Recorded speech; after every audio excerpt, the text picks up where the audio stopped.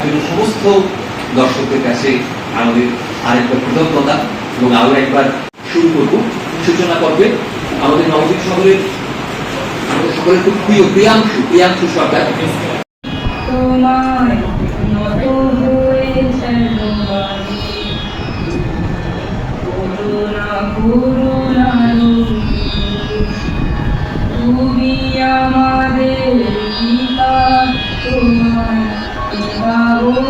যেন জানি তোমায় নত হয়ে যেন মাঝি সীমিত সামর্থ্যের মধ্যে এই সংগঠনটিকে নিয়ে যতটুকু কাজ করা যায়।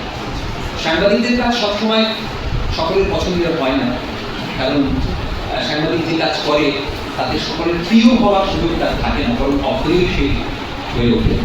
বলা হয় যে সাংবাদিক যদি সকালবেলায় তার সংবাদ প্রকাশ হওয়ার পর পাঠক বা দর্শকের কাছ থেকে গালিগালাজ না পায় তাহলে সে কোনো সাংবাদিক। তো আমাদের সেই গালিগালাজ ইত্যাদি দিয়েই আমাদের দিন শুরু হয়, রাত শেষ হয়।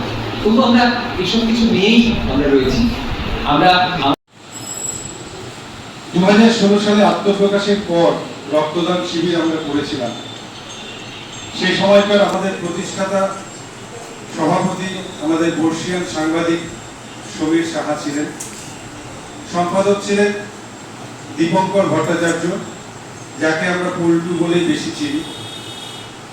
2016 সালের এই আগস্ট মাসে আত্মপ্রকাশের পর আচমকাই পল্টুদা আমাদের ছেড়ে 2017 সালের আজকের অনুষ্ঠানের সভাপতি আমার স্নেহাস্পদ বিজয় কুমার সাহা, ডক্টর বিজয় কুমার সাহা, স্নেহাস্পদ মন্ত্রী ছিলেন হিমন্তর ভট্টাচার্য, মঞ্চে ছিলেন অন্তর্গত ডক্টর প্রসেনজিৎ সাহা এবং নবদ্বীপের বিধায়ক সম্মানীয় সুচিশেখর গোস্বামী। আমার স্নেহাস্পদ সাংবাদিক বন্ধুরা এবং উপস্থিত যুবমণ্ডলী সবাইকে জানাই শ্রাবণ। কাজ করুন, আমাদের যারা সমাজের দায়িত্বে আছেন বিভিন্ন তাদের সমালোচনা করুন, খুব সমালোচনা করুন সমাজ গঠনের জন্য। কিন্তু বর্তমানে এই যে পেশাদার একটা কথা হয়েছে না, পেশাদাররা খুব নিখুঁতভাবে কাজ করে, পেশাদারদের খুব গুরুত্ব,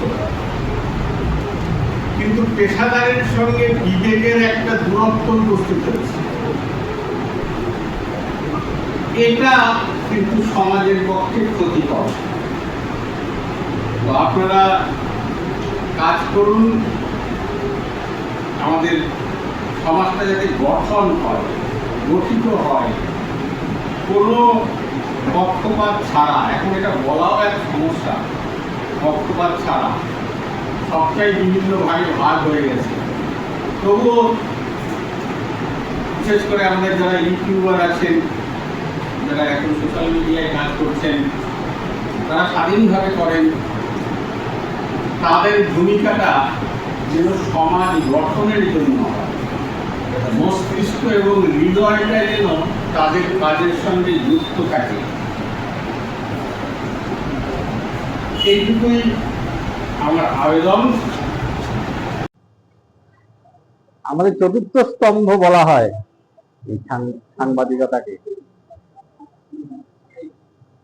এটা একটা সুস্থ সমাজ, একটা গণতান্ত্রিক সমাজ গড়ে তোলার ক্ষেত্রে অভূতপূর্ব ভূমিকা পালন করে। এছাড়া কোনো গণতান্ত্রিক সমাজ, কোনো সুস্থ সমাজ গড়ে উঠতেই পারে না। তো সেটাই আমি বলে গেলাম যে আপনারা সাংবাদিকতা যে করবেন, চিন্তাটা থাকবে সুস্থ সমাজ, গণতান্ত্রিক সমাজ গঠনের লক্ষ্যে। এটা আমার অনুরোধ। আর আরেকটি বিষয় বললাম, যেটা নবদ্বীপে আমাদের লজ্জা, যে নবদ্বীপে এই গণতন্ত্রের স্তম্ভকে আরো শক্তিশালী করতে গেলে আমাদের সাংবাদিকদের একটি মিলিত হওয়ার জায়গা প্রয়োজন, স্থায়ী নিজস্ব একটি জায়গা, একটি অফিস প্রয়োজন। তো সেটি হলে পরে তারা এক জায়গায় হতে পারবেন, চিন্তার বিনিময় করতে পারবেন এবং নবদ্বীপকে উন্নতির ক্ষেত্রে তারা আরো বড় ভূমিকা নিতে পারবেন। এবং সেই কাজে যদি আমার কোনো সহযোগিতা প্রয়োজন হয়, আমি অকুণ্ঠভাবে তা প্রদান করব, এই প্রতিশ্রুতি আমি দিয়ে গেলাম। আপনি কি আপনার নিজের জন্য বা আপনার সন্তানের জন্য অথবা আপনার পরিচিত কারোর জন্য এমন একটা কম্পিউটার সেন্টার খুঁজছেন? হ্যাঁ, ঠিকই ধরেছেন, আশালয় কম্পিউটার সেন্টার, যেখানে আধুনিক টেকনোলজি দ্বারা আধুনিক ল্যাবে এবং প্রশিক্ষণপ্রাপ্ত শিক্ষক শিক্ষিকা দ্বারা স্কুলের বিভিন্ন কোর্স অথবা ডিপ্লোমা কোর্সগুলো করানো হয়। আশালয় কম্পিউটার সেন্টার হচ্ছে একেবারে সরকার অনুমোদিত এবং রাষ্ট্রীয় যুব কম্পিউটার প্রশিক্ষণ কেন্দ্র দ্বারা স্বীকৃত এবং ISO সার্টিফাইড। আশালয় কম্পিউটার সেন্টারে ভর্তি প্রক্রিয়া শুরু হয়ে গেছে এবং সিট কিন্তু লিমিটেড, তাই দেরি না করে সত্বর যোগাযোগ করো। যোগাযোগের জন্য ফোন নাম্বার, যাবতীয় ডিটেলস কিন্তু শেয়ার করা আছে।